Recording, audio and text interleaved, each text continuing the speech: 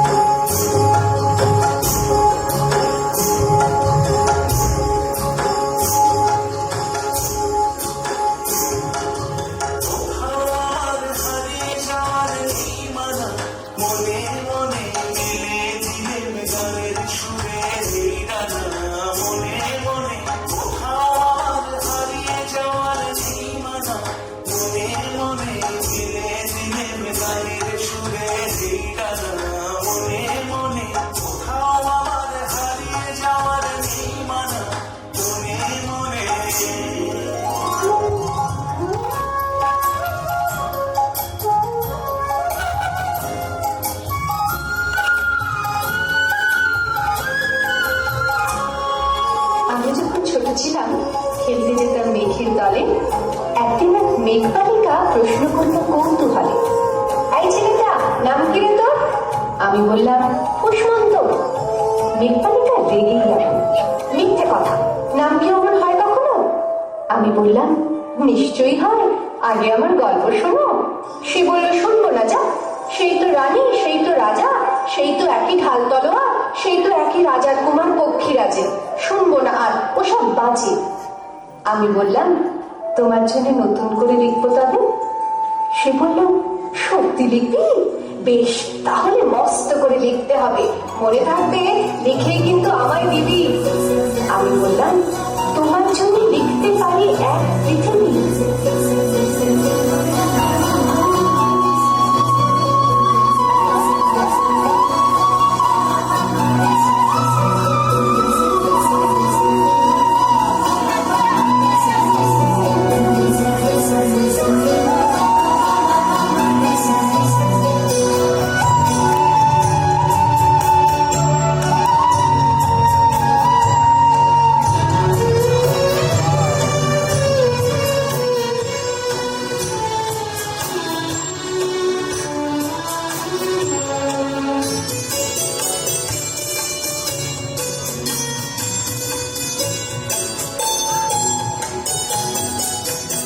লিখতে লিখতে লেখা যখন সবে মাত্র 2-4 পাতা, হঠাৎ তখন ভূত চাপলো আমার মাথায়।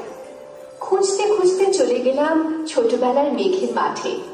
গিয়ে দেখি চেনামুখ তো একটিও নেই এ তল্লাটে। একজনকে মনে হলো ওরই মধ্যে অন্যরকম। এগিয়ে গিয়ে বলি তাকেই, তুমি কি সেই মেঘবালিকা? তুমি কি সেই? সে বলেছে মনে তো নেই, আমারও সব মনে তো নেই। আমি বললাম তুমি আমার লেখার কথা বলেছিলে। সে বলল সঙ্গে আছে, ভাসিয়ে দাও গায়ের ঝিলে। আর হ্যাঁ শোনো, এখন আমি মেঘ নই, আর সবাই এখন বৃষ্টি বলে ডাকে আমায়। বলেই হঠাৎ এক পশলায় চুল থেকে নখ আমার আমায় পুরো ভিজিয়ে দিয়ে অন্য অন্য বৃষ্টি বাদল সঙ্গে নিয়ে মিলিয়ে গেল খরস্রোতায়, মিলিয়ে গেল দূরে কোথায়, দূরে দূরে।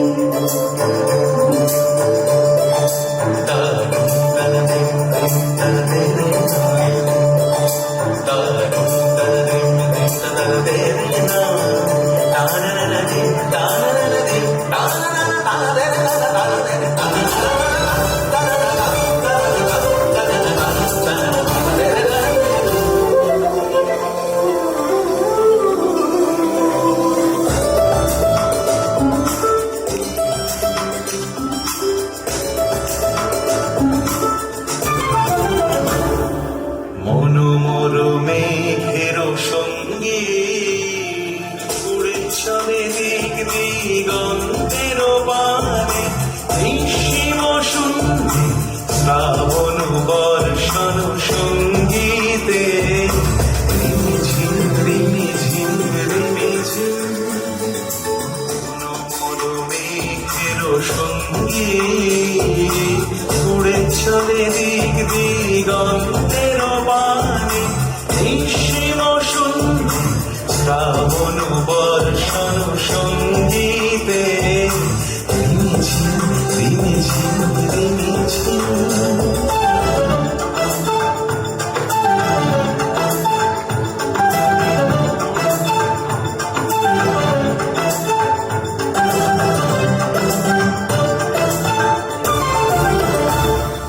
আপন মনে বলতে বলতে আমি কেবল বসে রইলাম ভিজে একশা কাপড় জামায়, গাছের তলায় বসে রইলাম।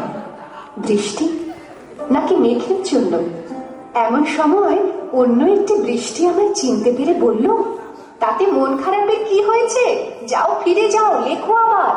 এখন পুরো বর্ষা চলছে, তাই আমরা সবাই এখন নানান দেশে ভীষণ ব্যস্ত। তুমিও যাও, মন দাওগে তোমার কাজে। বর্ষা থেকে ফিরে আমরা নিজেই যাব তোমার কাছে।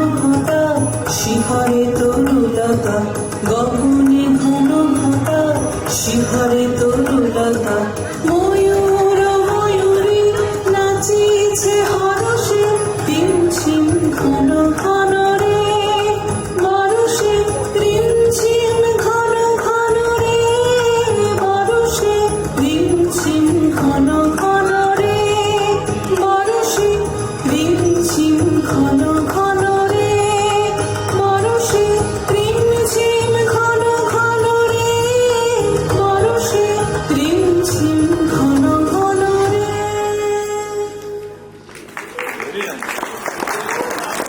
এক পৃথিবী লিখবো আমি, এক পৃথিবী লিখবো বলে ঘর ছেড়ে সেই বেরিয়ে গেলাম।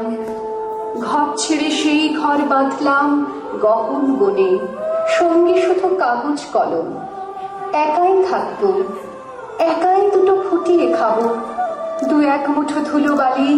যখন যারা আসবে মনে তাদের লিখবো, লিখেই যাব। এক পৃথিবীর 100 রকম স্বপ্ন দেখার সাধ্য থাকবে যে রূপ কথার, সে রূপ কথা আমার একা। ঘাড় গুঁজে দিন লিখতে লিখতে, ঘাড় গুঁজে রাত লিখতে লিখতে, মুছেছে দিন মুছেছে রাত। যখন আমার লেখবার হাত অসাড় হলো, মনে পড়ল সাল কি তারিখ, বছর কি মাস, সেসব হিসেব আর ধরিনি।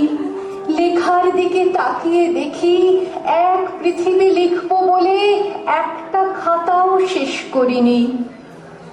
সঙ্গে সঙ্গে ছমছমিয়ে বৃষ্টি এলো খাতার উপর, আজীবনের লেখার উপর। বৃষ্টি এলো এই অরণ্যে, বাইরে তখন গাছের নিচে নাচছে ময়ূর আনন্দিত। এ গাছ ও গাছ উঠছে পাখি, বলছে পাখি এই অরণ্যে কবির জন্যে আমরা থাকি।